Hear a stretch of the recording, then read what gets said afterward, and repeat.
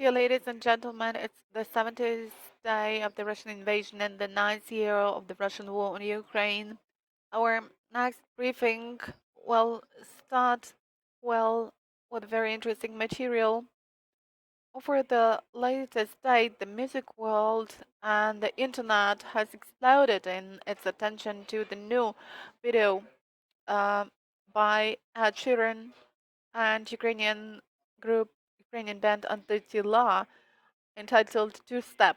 More than 1.5 million views and special attention from all musicians. So let's start with a small fragment of this video that has become an explosion in the global Сирени обірвали наш сон. У дві валізи все минуле, далі go-go. Ти за кермом невідомий, всі нерви вкулакуй нерви. Мене так, я залишаюся вдихати дим. Останні запахи Діор із ним. Я пам'ятаю, ти хотіла в Рим. Все йде до того, що спочатку на Крим. Свій двіж замотрим, ніхто не вийде із води сухим.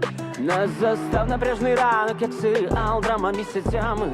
Герої ми тут шоураннер. Горить сюжет, скільки ще ракет. Мила обіцяю, коли все мине.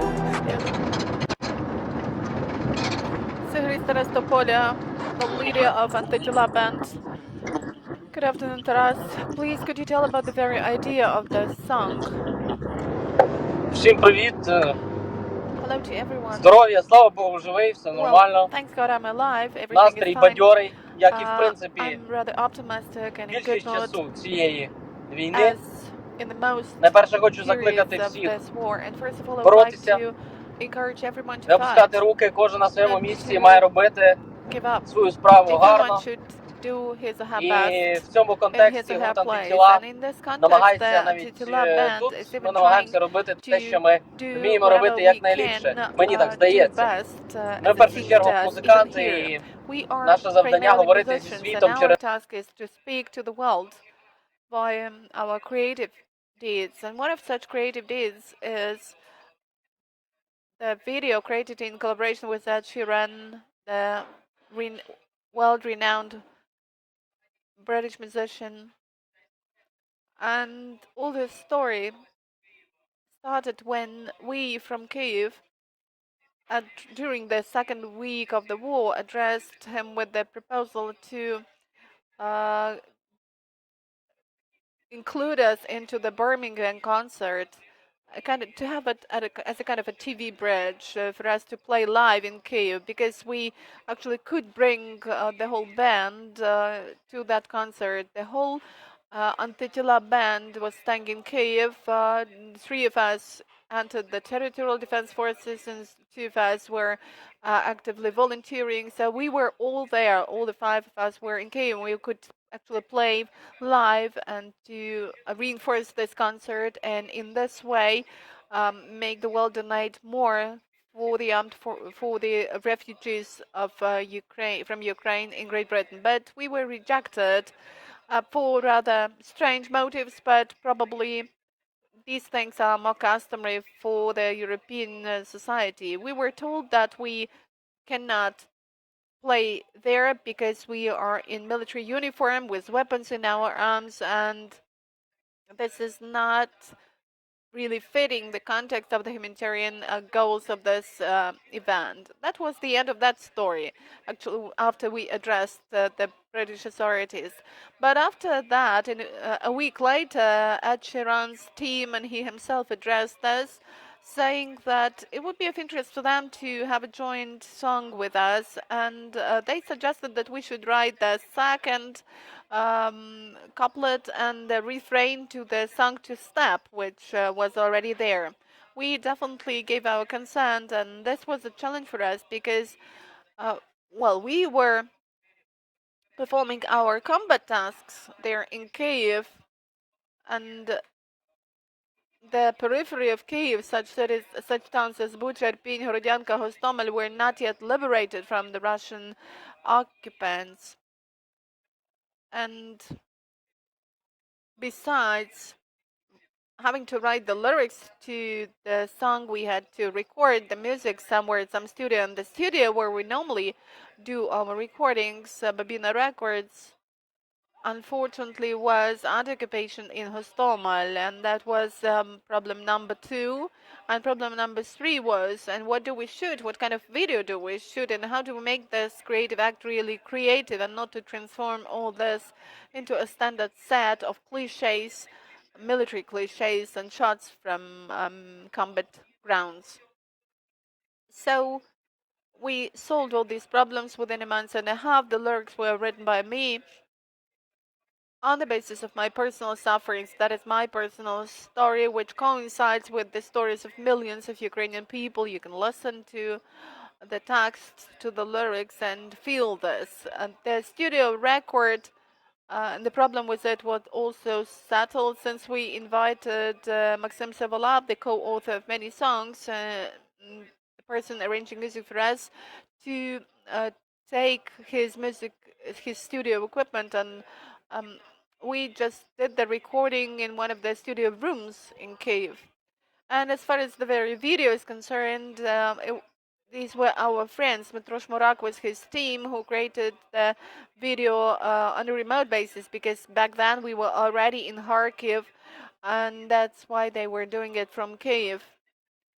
And they brought the idea of this video into life. They did it highly professionally, in a dedicated manner, and with clear understanding of the fact that this is a very important video which may have a very powerful impact.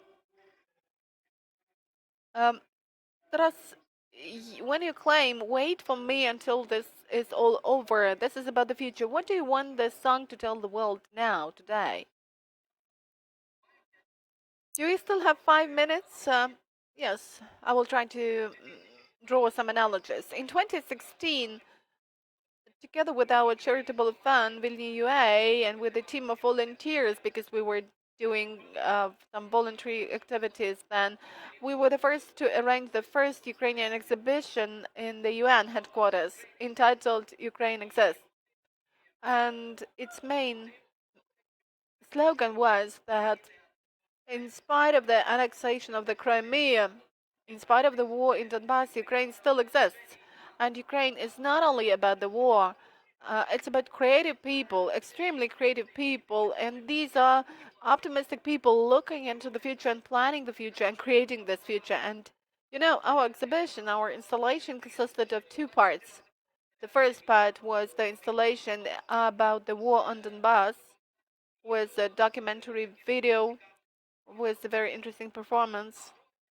While for this other part, we brought about half a ton of the drawings made by Ukrainian, current contemporary Ukrainians, and we were trying to show the diplomats that Ukraine is creating something, not just fighting in the war. And the same is happening now. Wait for me until everything is over. Has the main slogan, an idea lying in the fact that after war, we will, when we definitely win, we will create a new country, and we will create a new world order, create based on our narratives and on our energy. And there is no doubt that we will win, and that guys will come back to their beloved. Of course, not everyone, a lot of people have already perished for this victory, and they will stay in our memory forever. But those who will get back will love, will hug, will crack jokes, will create something, will create startups, will do business, and will move forward together with the country, because all this war is about the future of our children, the future of the new generations to come. And maybe it sounds a little bit pathetic, but these simple words, the simple lyrics contain this light of hope, ray of hope, and I wanted millions of people watching it to feel it and to see it. But several years ago, you got a video for the song Hold the Moment, and the final moment there is the nuclear explosion. So now, looking back in retrospect, I would like to ask you, back then, did you want to remind the world about the fragility of peace, or what was it? Well, let me probably not speak about any specific points of bravery, but creative people have some intuition. We feel through certain substances, and actually we project the future. But this future does not definitely happen. This future is just one of the options, one of the scenarios. And um, many a time we got the messages that we knew something before back then. And even in our name we have the antibodies, and the song hello, so people keep saying that you felt something before that. How do you manage to do this, to forecast the future? But let me tell that the future comes to creative people earlier.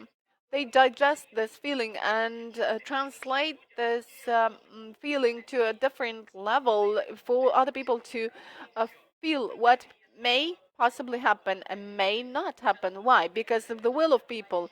The will and the implementation of this will of people is stronger.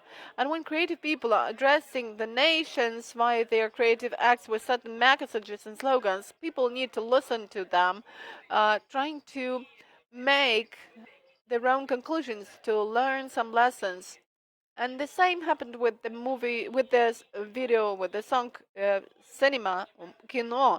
We are encoding different messages on different levels for the people who can feel it on the simplest level, and the people who can go deep into the privacy of your thoughts, not only reflected in videos and songs, but in everything.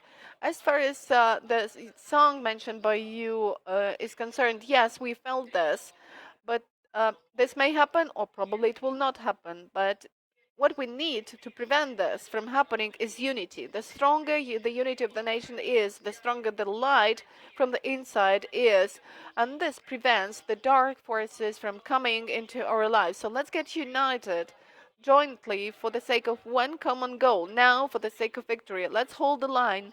Let's keep fighting, each of us in our place. That's what I started with. And in that way, we will win and we will get our new future.